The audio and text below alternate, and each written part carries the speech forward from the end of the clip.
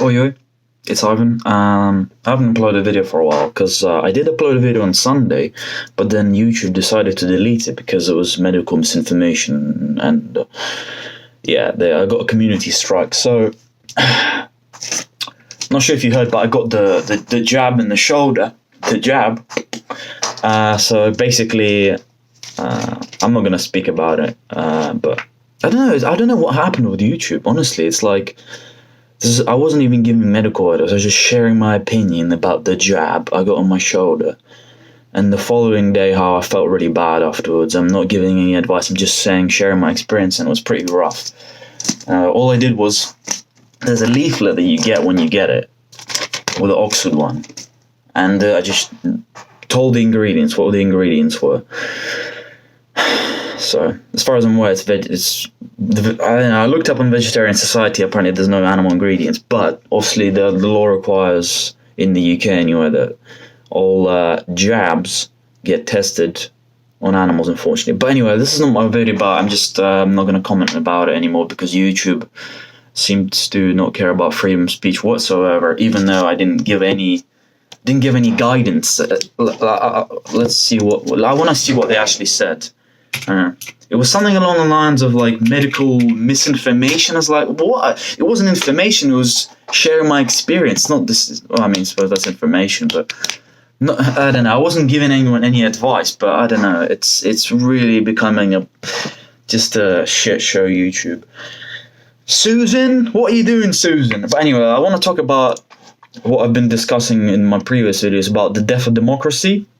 Specifically, the death of liberal democracy, and at its core, what liberal democracy is very Western idea. Because you can have authoritarian democracies. You can have. I suppose you wouldn't call Russia a democracy, but they do have elections, so you could say they're an authoritarian democracy. So.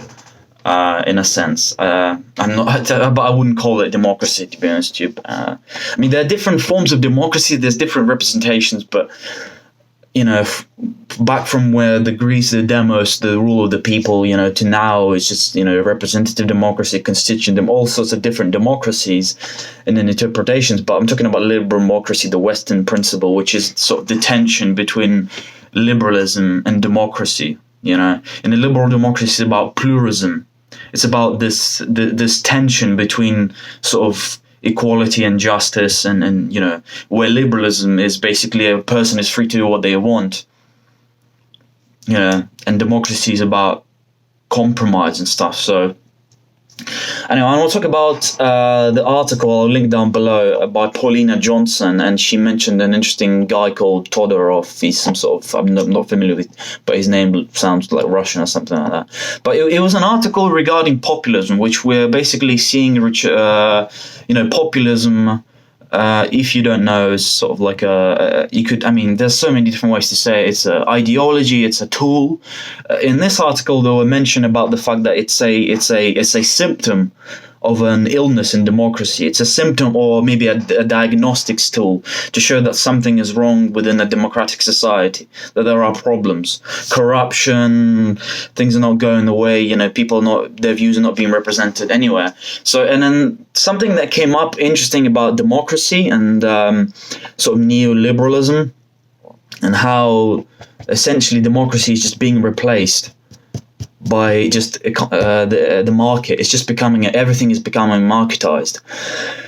I just want to read this quote. Let's have a look. So Todorov makes a point that populism, reinvention of democratic justification, does not only look at margins. No, okay, this is not it. Nope, sorry, I'm just looking at... Okay, so this one. Todorov describes the spectre of authoritarian logics eroding modern democracies as the triumph of its inner enemies. He also makes the point that the new global economy is no longer subject to political control of the states, and on the contrary, it's the state. On the contrary, it's the state who have placed themselves at its service. It is the state who have placed themselves at its service. So essentially, the state is there for the business. That's how it is. That's why you don't see people like Bernie Sanders or people who challenge, extreme wealthy billionaires and corporations.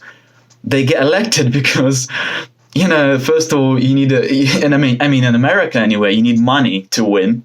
You need money to win, and you need to represent the interests of the corporations, the big business. Otherwise, they're not going to let you in power. It's conceived that the sense that the states are now democracies only in name. It is no longer the people who hold the power. With this unified market, an individual or group of individuals who do not have the least political legitimacy are able, with a single click of their computers, to transfer their capital elsewhere or keep it at home. They are individuals equipped with immense power who are accountable to no one. And in essence, accountability, these corporations, they're not accountable to anyone. Not the governments, not the people. Sure, the people might criticize them. And then you'll see Amazon or Apple or Google say, they'll put a link in they'll put a statement saying, Black Lives Matter, or we care about women or something, we're going to donate this and this amount of charity. But the damage has already been done. Not only to severely global poor countries, like Apple and Tesla using child labor to get certain extremely rare minerals and metals, but they say Black Lives Matter, but then they buy, they go to African nations where they have authoritarian dictatorships, and then they use child labor to buy metals. So people in the West who say Black Lives Matter, which I know they say is a police issue, but when you make a statement like that, and you don't care about all of the blacks on the planet, all of the black lives, and not just black lives, Palestinian lives, all the minorities that have been oppressed, Asian minorities, it's not just the black people who are oppressed. Everyone is oppressed, So it's just, it's so funny, like, when how the public chooses to focus on such insignificant things. Now, I'm not saying police brutality is a significant thing, or feminist issues in Western countries are not a significant thing, but, these countries who, look at Disney, Disney is great. But then look how Disney is doing business with China. They don't care about, in essence, in reality, these corporations, they're about money. They're impersonal. They don't have feelings. They don't have emotions. They don't care. Sure, maybe if 90% of their customers rebel and say, "Whoa, this is wrong," then they'll try to change it. But in the end, they don't care. And this is how the world is turning. It's the market. It doesn't matter what system is in the country. It's all about the market. This is why China, it's all about the market. It's all about the money. It's all about the dollar bill or bill. Unfortunately, it's been like that for centuries, for generations. Just now become apparent that a lot of Western liberal democracies are dying and diminishing, and it's just becoming the market.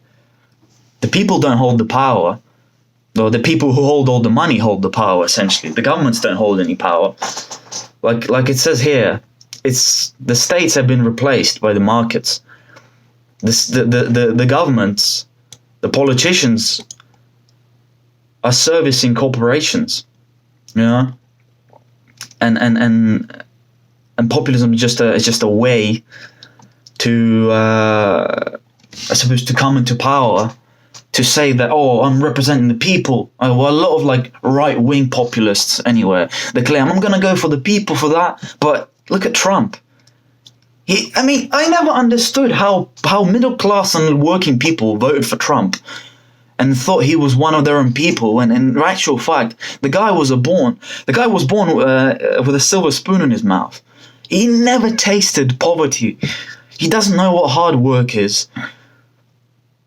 He doesn't know what real life is like for normal, average day working people. And then people think he's going to represent them? I don't understand how deluded, how insane of a cult mind, how easy it is to manipulate people by saying, I'm going to bring all these jobs back from China. You're not going to bring anything. These jobs have been replaced by robots, not just people. What? It is insane. The thing that Donald Trump has the power over corporations, He's just another puppet, a neoliberal puppet. It's a joke.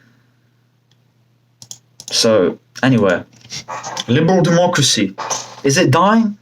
Well, it looks like the case in England and America and a lot of countries.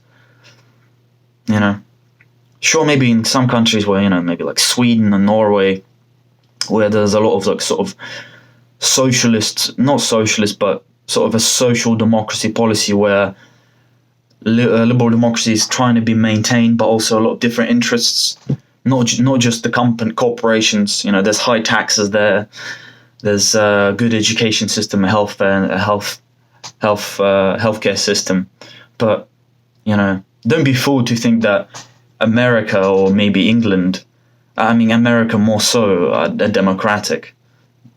I mean, even England, you know, look at Boris. It's all about corporate interests, not about the people.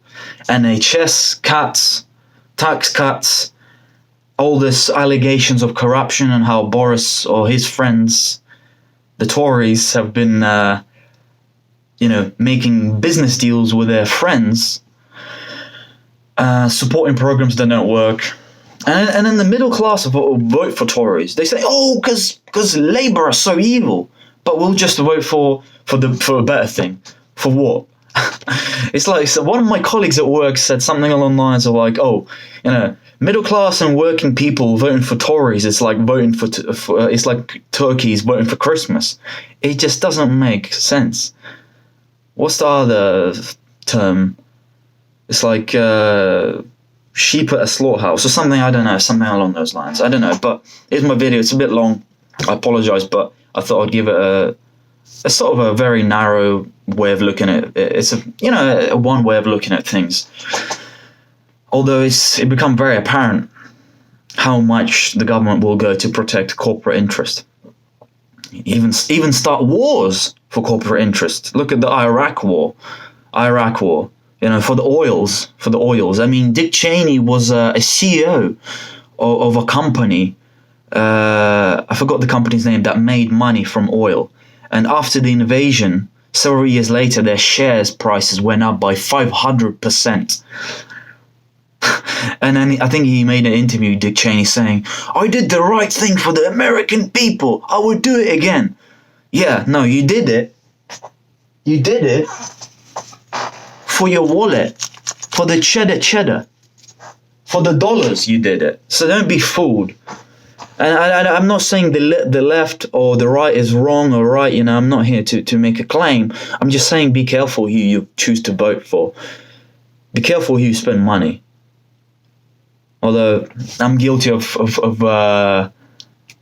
having Amazon Prime, well, not Amazon Prime, but Prime Video.